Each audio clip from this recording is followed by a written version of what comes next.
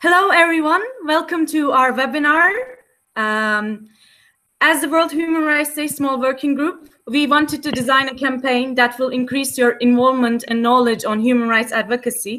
And for that same purpose, we have prepared this webinar for you today. And we have many amazing speakers here with us.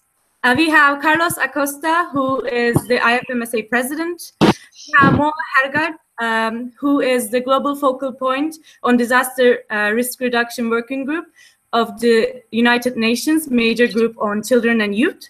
And we have Marianne Sedlak, who is our current liaison officer for human rights and peace issues.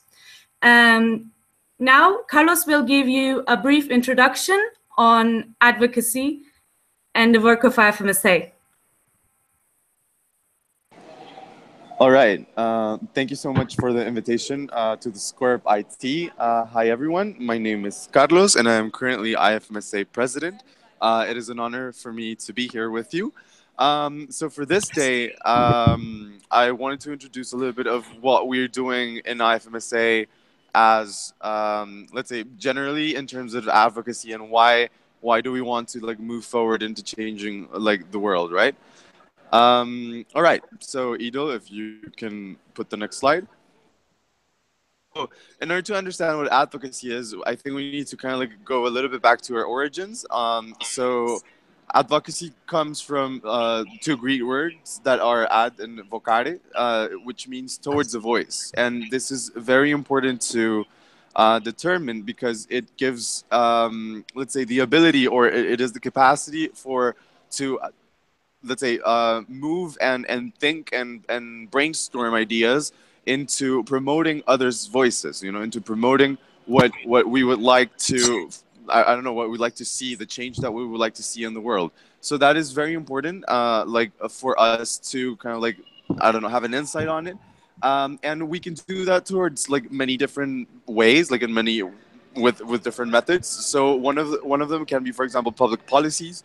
One of them can be power and relationships, as well as decision-making processes, or in many ways, let's say we can try to advocate for others. But what is most important about advocacy is that advocacy in itself, we can also identify it as a political tool. It is a tool that can make us move, let's say, in a certain direction, and we can interpret that as trying to persuade others, or we can interpret that as trying to, I don't know, convince the general population that we should, I don't know, I'll put an example, eat more brownies or these kinds of things.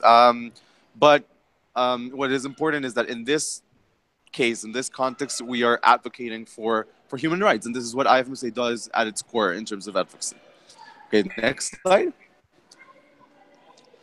All right, so in IFMSA, we divide, or we try to englobe advocacy into ways, let's say, into let's say big categories. So the first category is the insider or the internal activity. So we advocate internally in IFMSA, and for example, this webinar can be an example of that. We are advocating for youth. We're advocating towards promoting human rights, let's say, within our community internally, and for you to be knowledgeable about what's going on.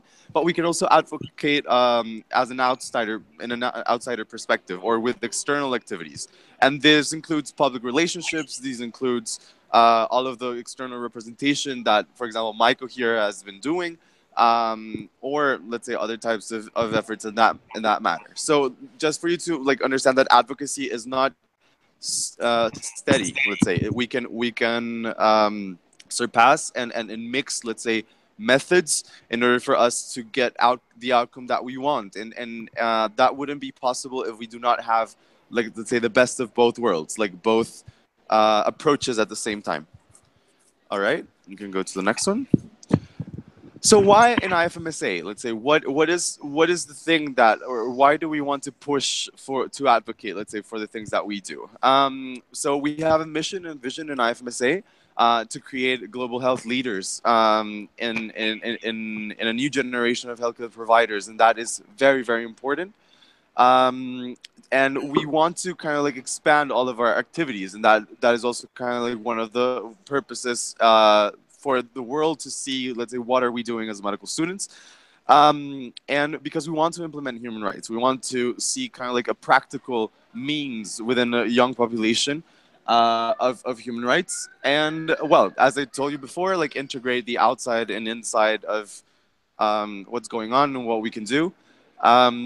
Perhaps because we are different and we want to stand out and we want to like definitely promote each other's, I don't know, ideas and each other's kind of like complementations of life and health.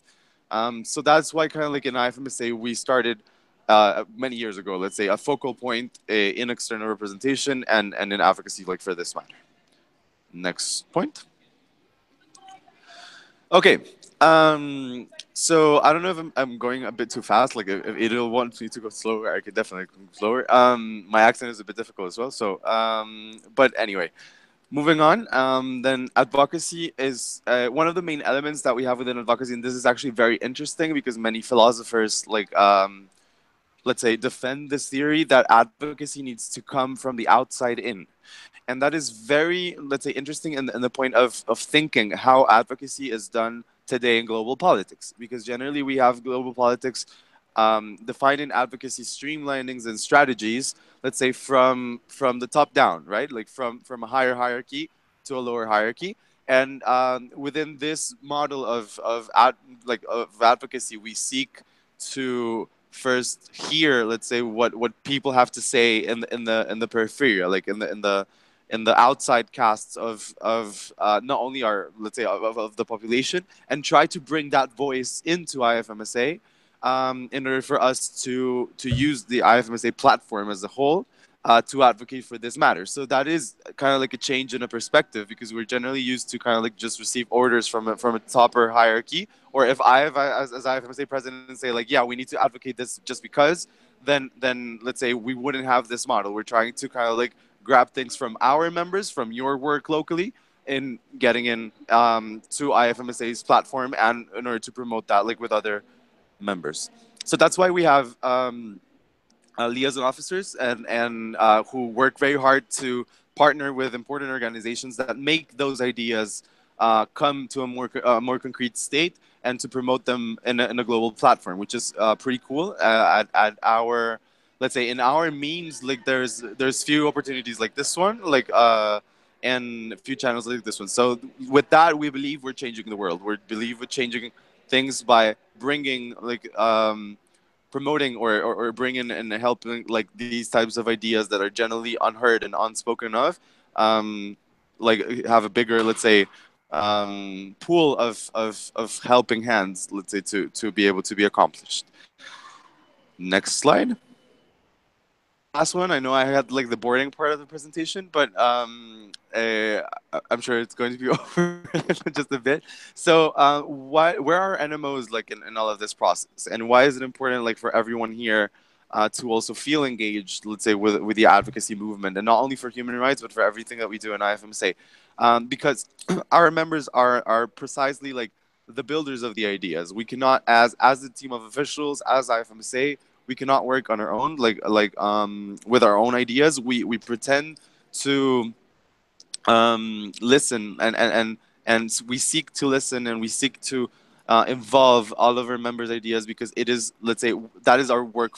Our work is for our members. Our work is for our local, let's say, populations. Our work is for solving real, let's say, needs, and that is what we try to do, like with advocacy efforts within IFMSA. So we invite you all to participate. Like if you want to leave questions in this webinar about how your NMO can be involved, you can either approach Maiko here, or also Idil, or anyone from the Scorp IT, and we are definitely always open, like to help you and to yeah, have this platform ready for you. So yeah, this is basically my introduction to advocacy, like in terms of IFMSA perspective, and how do we work with this like in a general way in the federation.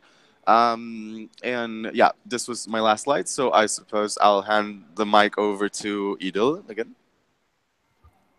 Thank you. Thank you so much. So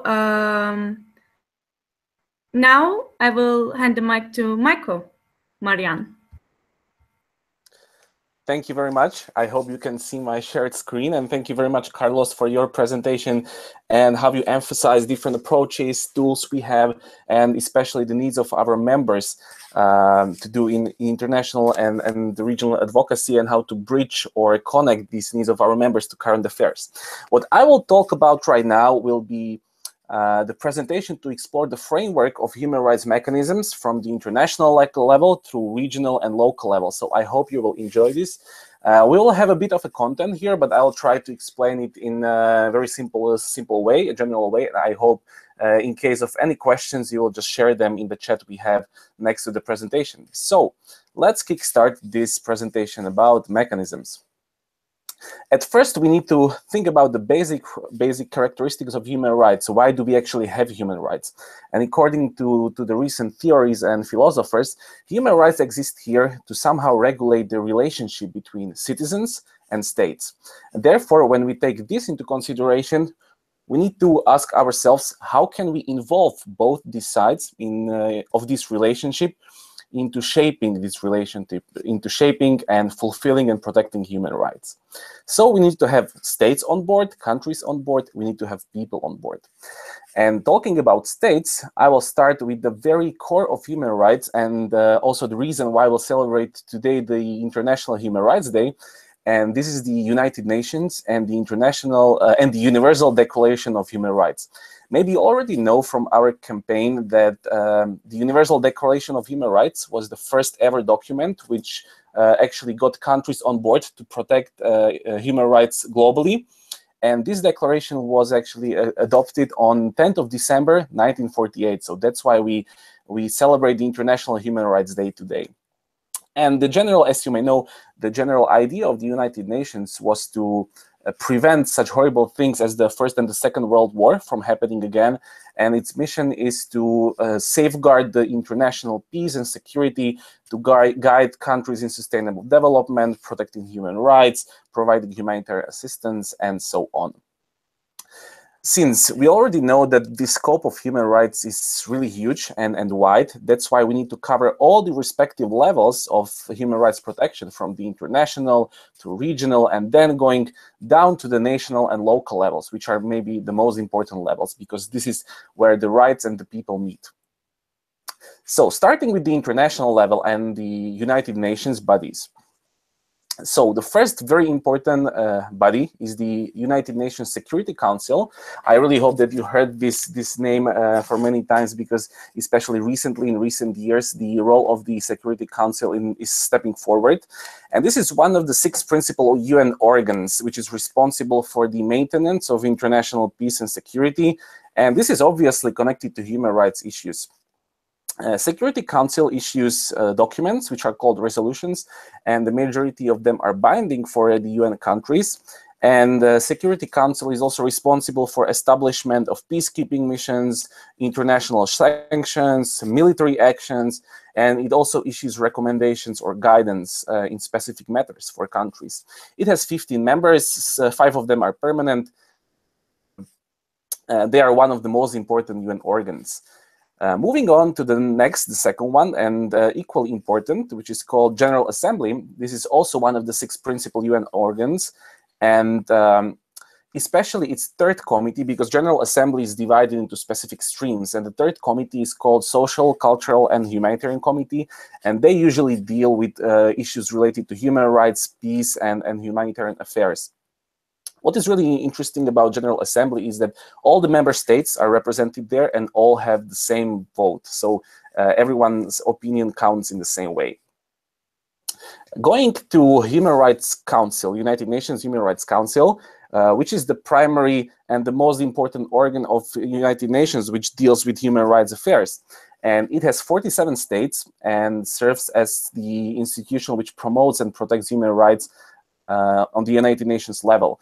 It has its state in Geneva, and it is actually one of the newest United Nations organs. It was created in 2006, and it replaced the former UN Commission on Human Rights. And with the Human Rights Council, United Nations Office of the High Commissioner on Human Rights, they are bound together very closely. because this person, United Nations Human Rights Commissioner, works as a person who supervises all the implementation of human rights within the UN system. So he basically supervises the work of the Council. And last but not least, we have United Nations Secretary General, special representatives, which are usually highly respected international experts, which are appointed by the United Nations Secretary General. Currently, if I'm not mistaken, we have 13 experts, and they are appointed by him to actively represent him in the issues related to human rights affairs. So they, for example, they are mandated to talk with states on behalf of the Secretary General on critical issues, to investigate violations of human rights, to negotiate with states, and basically represent the Secretary General in human rights issues. And of course, many more. For example, specialized agencies as United Nations Office of the High Commissioner for Refugees, UN Organization for Coordination of Humanitarian Affairs, and many others agencies. So going to two important divisions within the UN level, we have UN Charter-based mechanisms, which are actually built on the UN Charter, the most important UN document. And we already talked about Human Rights Council.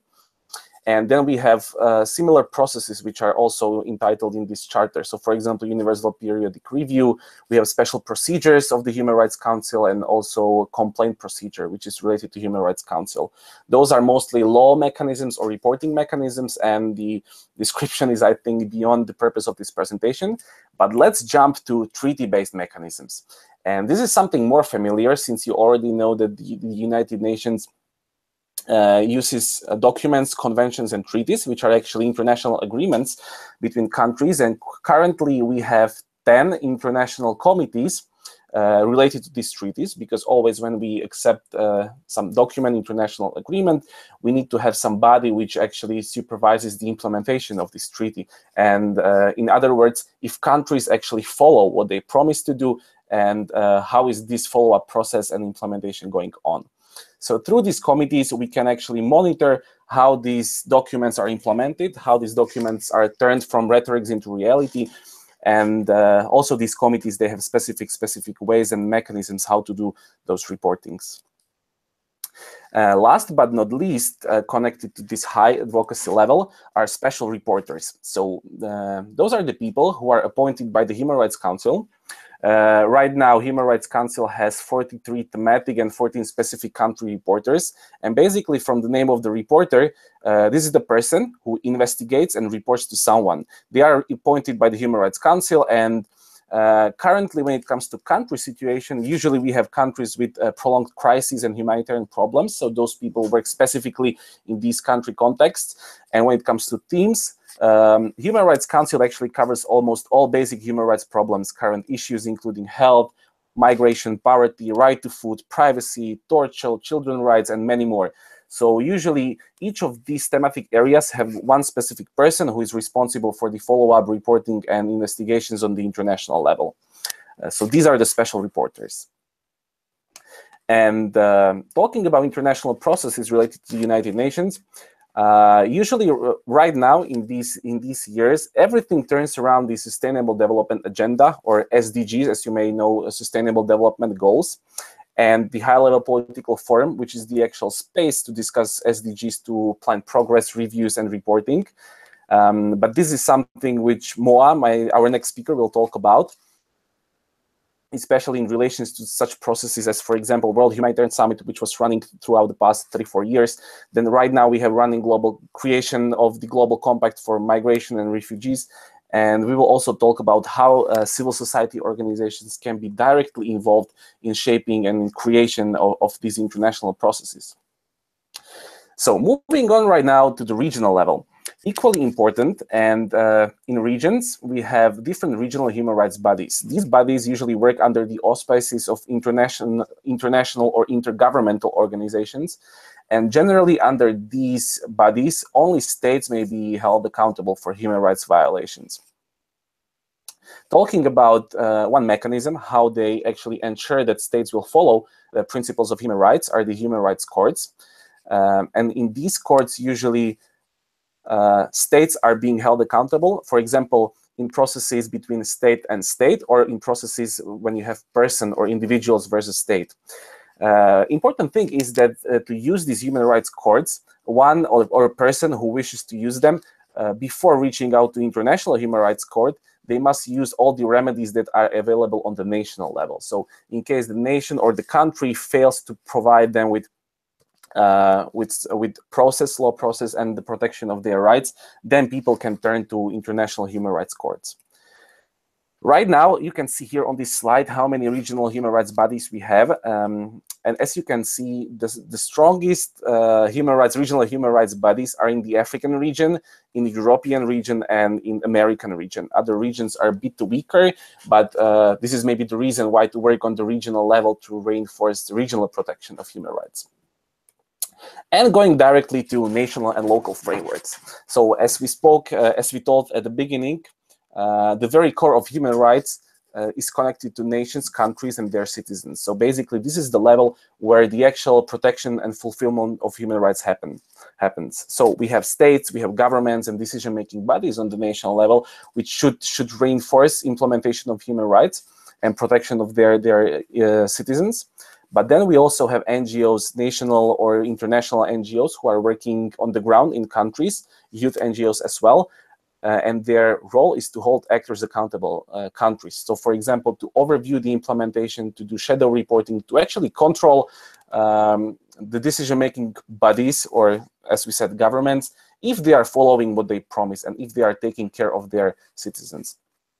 This is done through many means. For example, checking the compliance with international treaties, supporting governments in ratification of these documents, then simply checking the protection of individuals' freedoms and rights and liberties, shaping policies, laws, directives on the national level.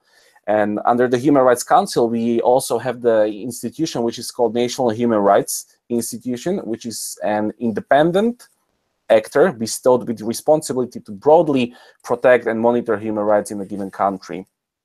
This is usually done through specific committees or commissions on the national level, or ombudsmen, which is also the term established and working in many countries. So in the end, we went through these respective levels, and something to emphasize is that one level cannot work without the other level. This is very interconnected cycle, as you saw, and everything must be connected from the international level through regional and local levels, and then back to the international level, because one without another doesn't have much sense.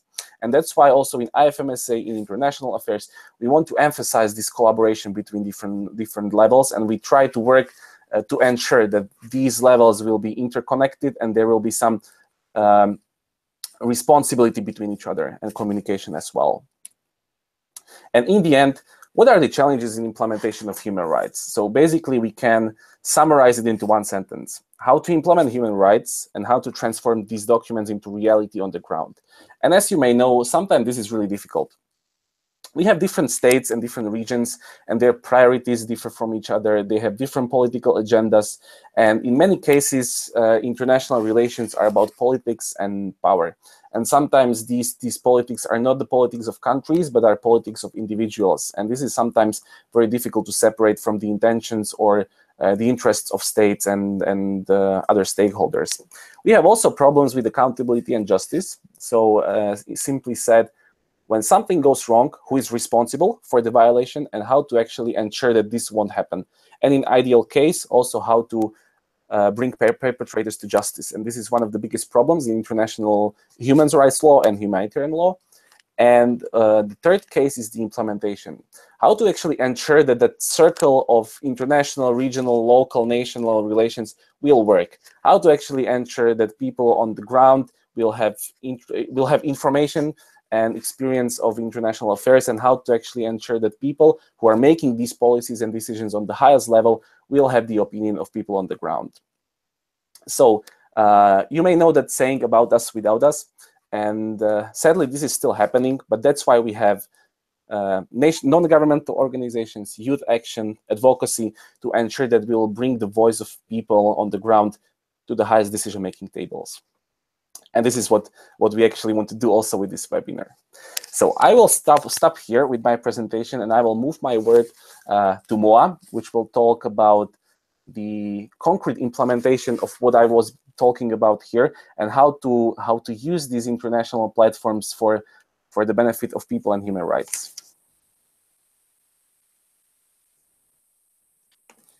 So, hi everybody, and very nice to meet some IFMSA members again. I used to be pretty engaged in IFMSA, but recently joined a little bit of other networks a bit more. So, always nice to be back. It's a organization which is something special for sure, or federation, to say.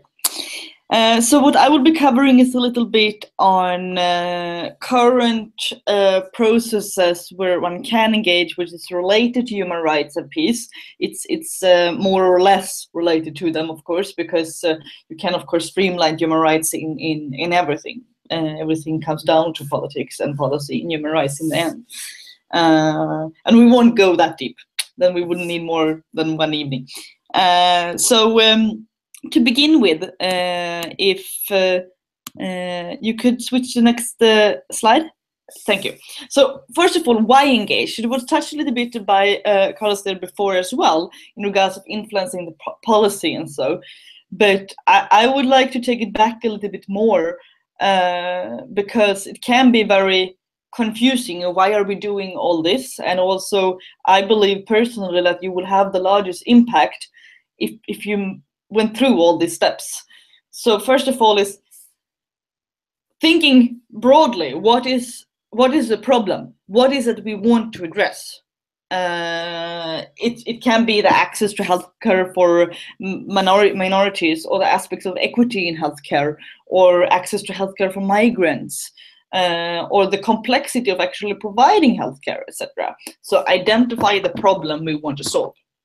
And after that, one is going into an agenda setting, so it's discussions about how to approach this. So it's very vague discussions they tend to be. Most people who are going to more UN-related negotiations feel like this is not concrete. I want to look at the concrete aspects, but there's no fit for all solution. I like non-solution which fits everybody, and also in the diplomatic level it tend to be a bit more concrete. But it's so-called agenda settings, which tend to consist a lot of consultations with stakeholders groups, with member states, with experts from the UN systems, etc. And after that, it's up to usually a secretariat for that specific process. So for example, when it comes to the aspects on disaster risk reduction, trying to reduce the risk for disaster to happen, there is one UN secretariat, like the one UN agency or secretariat. It's different in definition, but we won't go into that one here either, because that's also a story for itself. So they are collecting all this information in agenda setting, and then they're writing a draft, which is usually called a zero draft, and then that one is negotiated in a place where you tend to have all the member states represented, but also civil society groups. And the civil society non-state actors tend usually to be divided into different groups, because you can't have every single individual come there and deliver a statement, because then we'll never leave that room. That's the one I'm coming from a little bit as well, one which is coordinating children and youth input into the different negotiations. So then you come to the policy development. And following to that, you come to the most important aspects, which is implementation. It tends to be less sexy, but it's super important, and it's equally number of challenging there as well. You need to convince the local, the national, the global power systems that this policy specifically is very important to be implemented. Because even in a national level, the amount of consequences if the policy isn't implemented in the local level is unfortunately very low. And then after that, you come to more of the policy evaluation. Usually in the UN system, you refer to the follow-up and review. So you're gathering again and seeing what is going well, what is challenging, what is the trends, is there any best practices we can share with each other, etc. So this is a circle going around to identify problems and change the policy. So that's like why to engage. It's not per se to to just create policy, but the policy should be meeting the problem identification to begin with. So that's just a brief introduction. So next slide, please. I will now go through 2 examples of where young people and very much IFMSA members have managed to address this in a very systematical way. So they began with identifying problems, and following to that, one went into the rooms and went through the very tiring process of influencing the policy, and then had an outcome.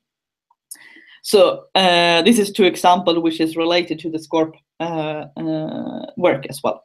So one of them is about the Sendai framework for DRR. So that is a global intergovernmental framework on how to reduce disaster risk. So in 2013, UNICDR, which is the part of the UN system in charge to work on this topic, and they are working under the Secretary General, that's where the mandate is coming from. They gathered all the different non-state actors and all the member states to discuss how should our next framework look like. What is important to include here? Should health be there? Should infrastructure be there? Which stakeholders should you work with, etc.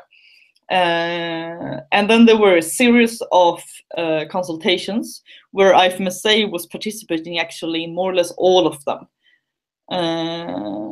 And following to that, it came out the 0 draft, and IFMSA was actually participating more or less all of the negotiations as well, which took place in Geneva. And due to our high attendance and our constant push for some aspects, the inclusion of health and the inclusion of young people, and as well as some other of our priority areas in regards of political accountability, social services, etc., were very much included. So due to this constant advocacy, it's difficult usually to go there once, but if you go there every single meeting or someone from that constituency, then one tend to have the effect. So in the end, then the Sendai framework was adapted, and 2 huge proving of the aspects of the success was actually medical students per se, and the need to educate medical students in disaster medicine was included in Sendai framework. And due to the very strong attendance of young people, ICDR even have decided and are now institutionalized young people within the agency. And we're now going through a bit of a follow-up implementation and review in the circle I showed before. So in approximately 1.5 years from now, it will be a global platform where all the stakeholders will come and report on what they're doing and what challenges and trends they're meeting. But if one doesn't sit and wait for this meeting, in the next year, it will already be regional platforms where there's a possibility for stakeholder groups such as IFMSA and its members to participate and say, this is the challenges I see in my city. And this is what I would like to, or this is what I'm doing in regards of implementation. So IFMSA even have commitments in regards of this, which one can share with those of you interested later on if you want, or Michael has some as well.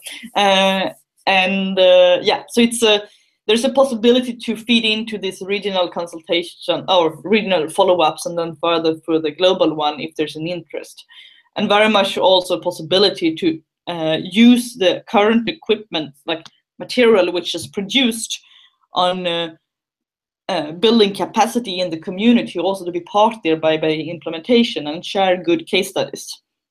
Yeah, that's a bit in the Sendai framework. Another one where IFMSA through the Children and Youth Stakeholder Group were very successful was in the humanitarian affairs.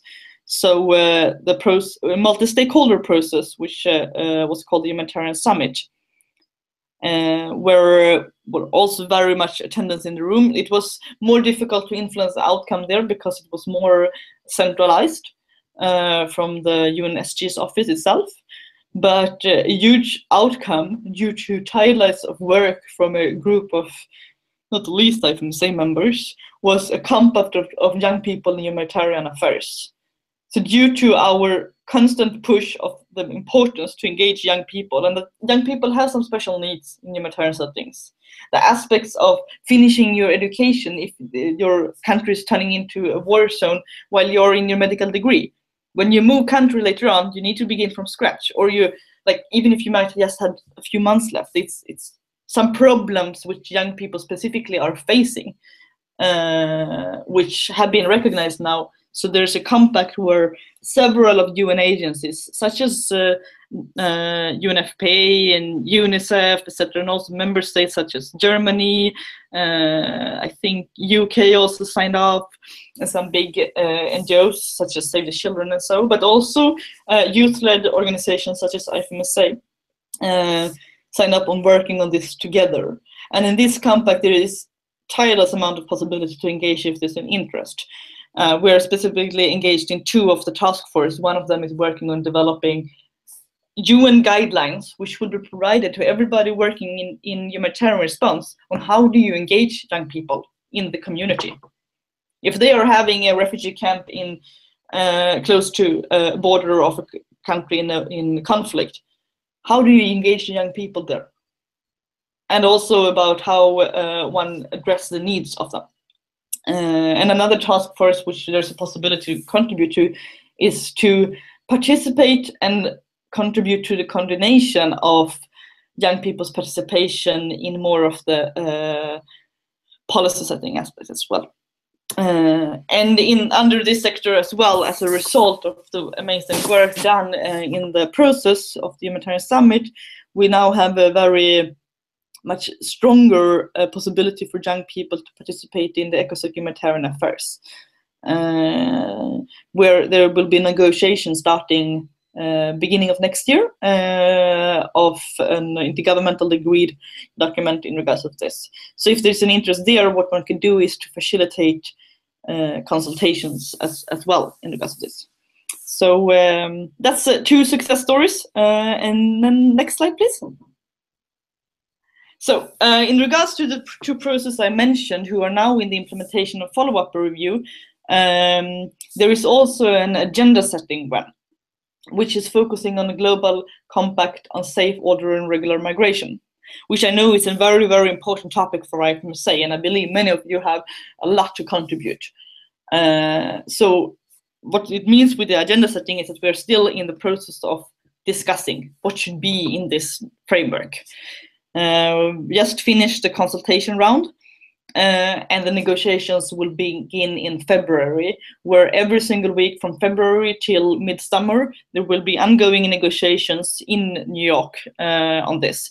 But one can contribute a lot on distance as well, not the least. It's very important that aspects too. So what will happen now is that there is a consultation guide, which is very, very soon to be released, on how you can facilitate discussion in your community or in your NMO or in your city or your university, or it can be a very informal one, gathering your friends, discussing the zero draft, which is also soon to be released, and providing your opinions. You send this in to the centralized coordination system for young people, and your opinions will be communicated during these negotiations, even if not everybody in person can attend those. What one also can do with the outcome of these consultations one can have in the community, city, etc., is to advocate towards the member states, because the member states themselves have their seat in these negotiations. And in the end, it's actually a decision by them. The vote is not to the non-state actors. So one need to get the member states on one side. Yeah, and then also there is possibility to raise awareness about the process. The most awareness and attention it is to the topic, the more difficult it will be for member states, and so to ignore some aspects which is in urgent need of attention. So yeah, that's the global compact on migration. And then we have the Summit framework, which is an implementation, follow-up, and review. I mentioned it before, and the agenda for humanity, which is humanitarian sector I mentioned. And then in the end, before I finish this presentation, I also want to stress the high-level political forum, which Michael mentioned that I would address a little bit as well. So the high-level political forum is an annual meeting which takes place every year in July in New York. And all these thematical discussions, so the discussions on challenges, trends, and implementations of the Sendai framework on DRR, and aspects linked to humanitarian sector and migration, also finance for development, Agenda 2030, and all these thematical discussions are leading into this high-level political forum. And then the high-level political forum is reporting to the even higher decision-making body, which is the UNGA, which is more of a show. The high-level political forum is actual technical discussions and reporting on implementation from our member states. And the level of accountability there is pretty high. So I know that there have been discussions in IFMSA, this last time I checked in at least, to provide more of reports from IFMSA as well, to show that we are accountable. We are also contributing to this. So what are you doing then? Not you, but like the member states. So and also it's a possibility to showcase good examples as well. This is though something which one would need to plan longer in advance, because it should preferably be based on some data, etc. And one can also do national shadow reportings. I know that last year the IFMSA NMO in India did a shadow report. So they did a report how they felt like the health aspects of Agenda 2030 was implemented in India by having data collection and consultations in the country. And this is then reported to the UN system in parallel with the country report. So in some cases, it's not too controversial, but for example, you know, in Venezuela 2 years ago, it was extremely interesting because the member states were standing there and giving some form of data. And then the civil society gave other data and stated that the data given by the member states was not correct. So it can be pretty important impact as well. So yeah, that's a lot of information, and I believe that in order to get a proper overview, one would need to follow up a bit afterwards, but it's at least an introduction to possibilities of engagement and what young people have been doing in the sector. And yeah, then in the last slide, next slide, I linked a video which is showcasing engagement we did in the Sendai framework, where we got pretty strong political attention. I don't know if we should go through it now. If not, it will be there as well to go through in, like you can look at it yourself in the follow-up of the webinar. I just put it there because it's pretty inspirational, and it shows very well what have been done, or the outcome. Thanks a lot. Thank you, Moa, very much for your inspirational talk, and really thanks for going through all those specific processes. And we will share the video and all the materials after the webinar, so don't worry, you will get the link to the video. And right now, let's talk at the end of this webinar. Let's talk about the options and opportunities in the IFMSA, how to actually get involved in everything what Moa mentioned, and how to also improve the IFMSA human rights advocacy. So let's start. So basically, how to engage within IFMSA in human rights.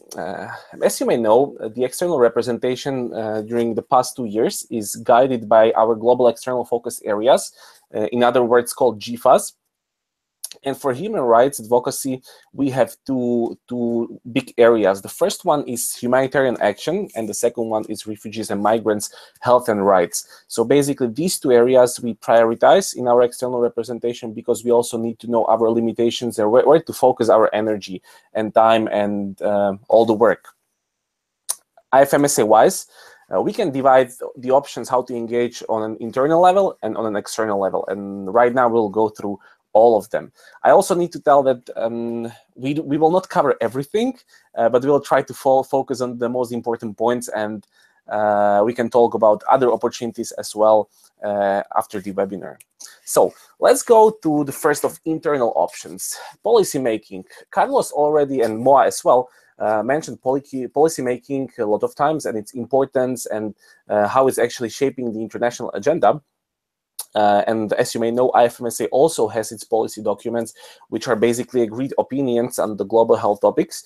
You can find all of them through the link you can see on the screen right now, ifmsa.org/policy statements, not only from SCORP, but also other standing committees and general IFMSA policies. And how these policies are actually created.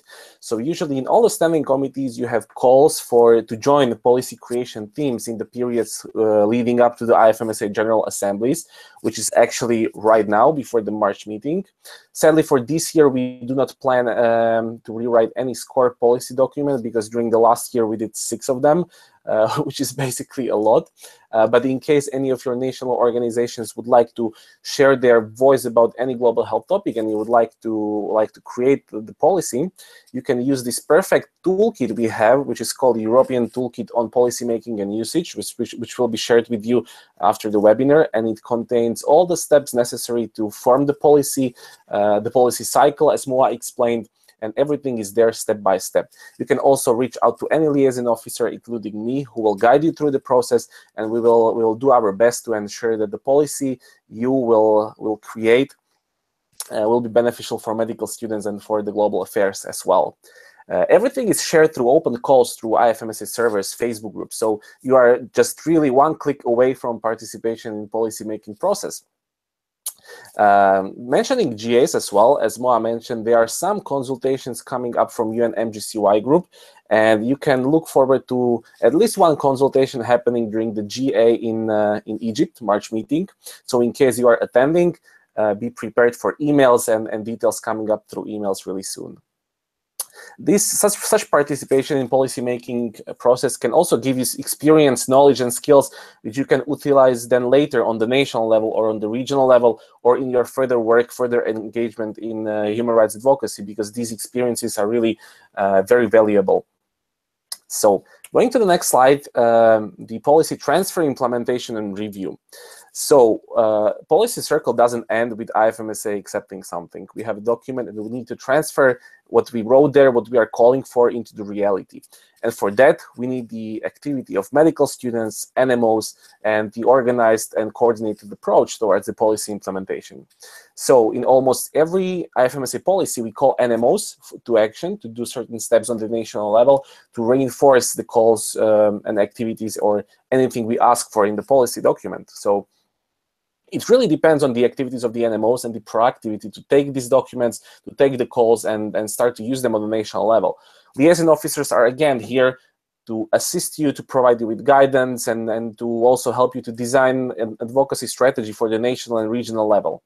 You can also use calls for other stakeholders. For example, when we call governments, international organizations, NGOs for certain actions, you can take those and appeal to them on the national level. Again, the support, the guidance is here. You only need to reach out to us and we'll provide you with everything you need. Then talking about advocacy on national level and joint advocacy on sub-regional and regional levels, you can also join your forces with other national organizations, especially in regions where certain sub-regional topics are really important for the national organization or for other organizations working in the region. For example, as in Europe, you have regional priorities, and the migration is actually migrants' health is one of them. So, for example, such collaboration or organized approach would be very welcomed in European region, and the same goes for all other regions and sub-regions in IFMSA. Also, the important thing is to have active national officers. So, because the information goes from the international level through regional assistants, and then to national officers.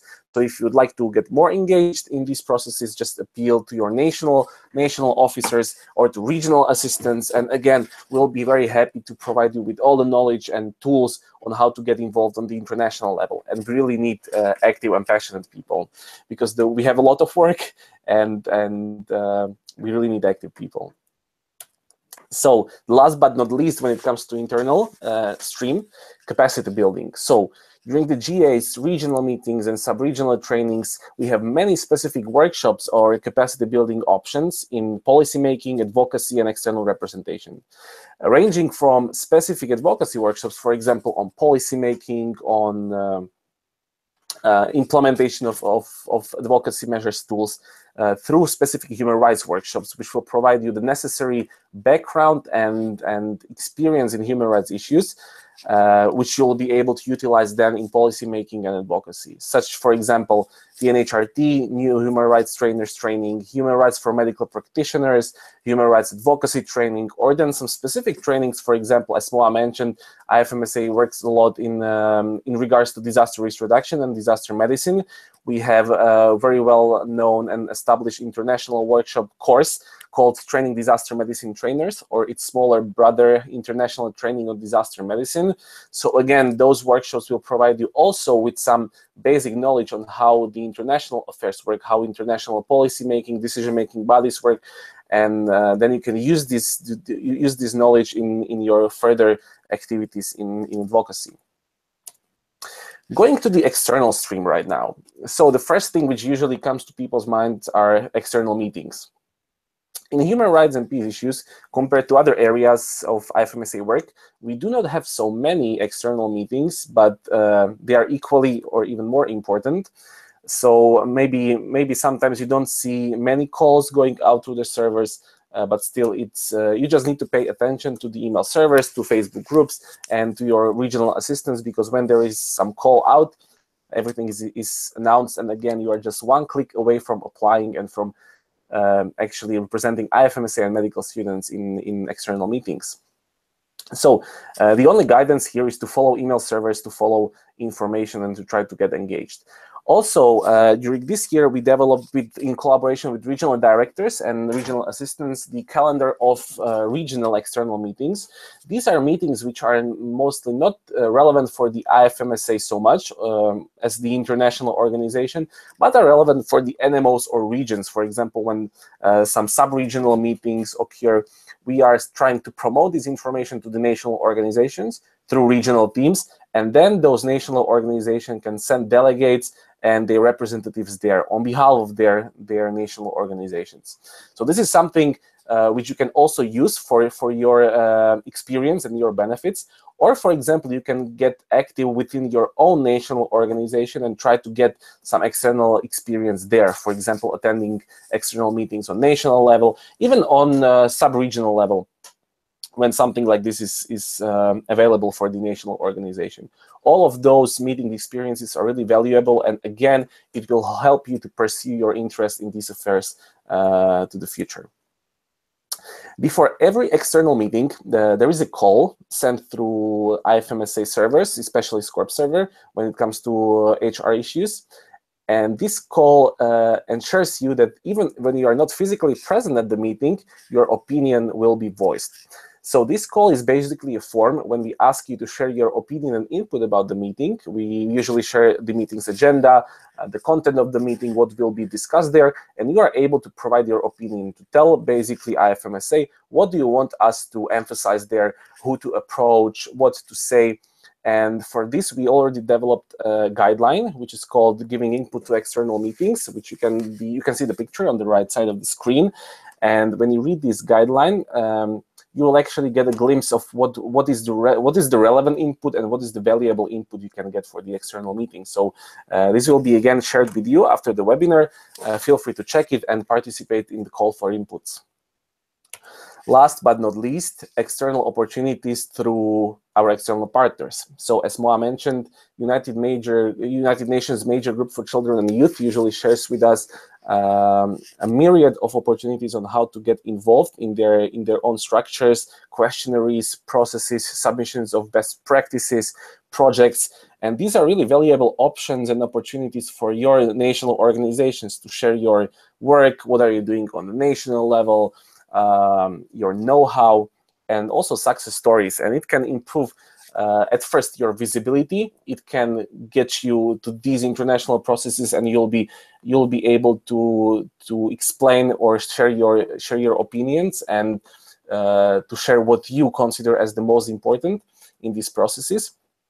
And it can also provide you with a lot of useful resources on many topics, ranging from our GFAS, humanitarian affairs, protection of health services, inclusion of young actors, youth actors in human rights processes. So really a lot of things to explore for your NMOs. You just need to be active again and pay attention to the calls we are sending through our SCORP servers and through regional assistants, because usually that's how we try to reach the national organizations, or simply follow the Facebook of SCORP.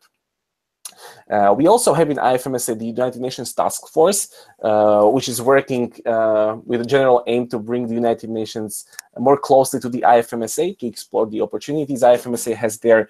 And during this year, we will work together to streamline the SDGs, Sustainable Development Goals approach, and also to explore options. How can IFMSA be more involved in processes such as high-level political forum or ECOSOC humanitarian affairs segment and similar activities? So again, wait for calls, wait for opportunities to get involved. And totally at the end, of course, grants and money, because for the work on the national level and local level, sometimes it's really impossible to do something without necessary resources. And such external opportunities and calls also provide you many ways on how to actually apply for such funding and such grants, either through European Youth Forum or other calls which we share through servers. So again, proactivity is sometimes the key, and usually all the information are shared. So at the end, I just want to finish with one quote with Confucius, which said once, "Tell me and I will forget, show me and I may remember, but involve me and I will understand." So that's why it's so important in IFMSA to get involved, to pay attention to everything which is shared, and to really proactively engage in activities. So I really hope that this whole webinar also motivated you to be close, get closer to IFMSA, to use all the opportunities IFMSA provides to you, and also your national organizations. And I really hope that after this webinar, we'll see higher participation of active and passionate Scorpions in policymaking, in external representation, and in everything which is connected to this area. So by this, I would like to end my presentation. And in case you have any questions, just please feel free to share them through our YouTube channel, YouTube chat, which you can see on the right side of the live stream.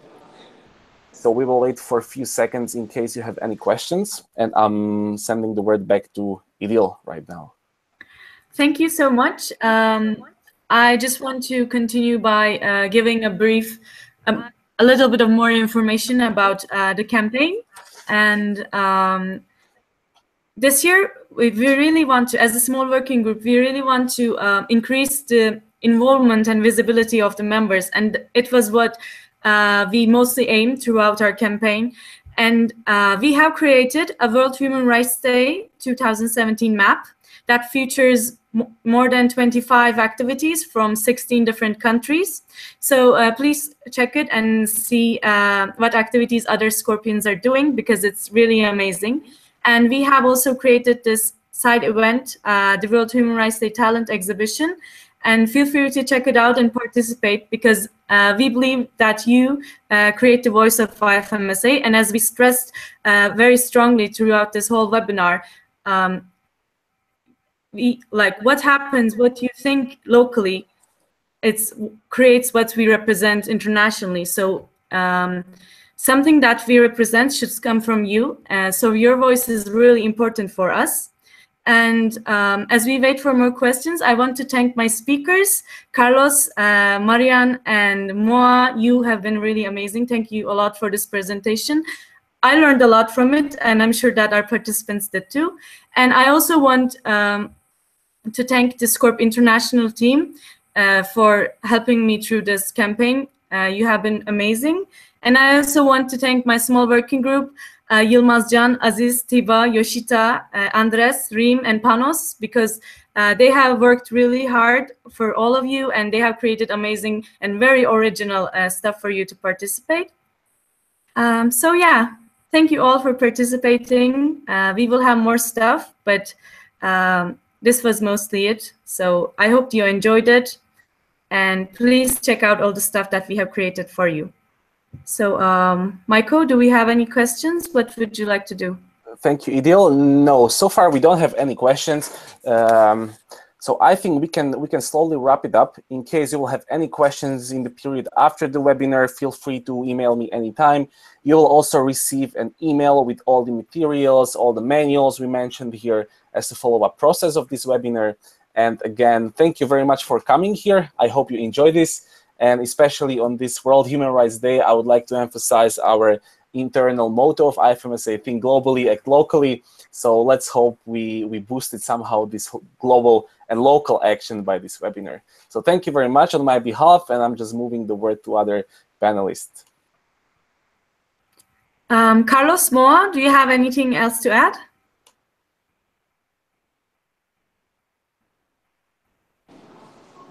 Hey, well, I will actually kind of like to thank all of you and for the invitation for this webinar. I'm very proud of IT for this initiative.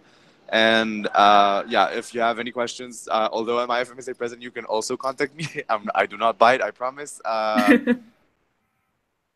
So yeah, you can email at any time at president@ifmsa.org. Thank you so much, Moa, for joining us as well. You're always welcome. This is your house. So I wanted to thank well, everyone, like, for your heart welcome, your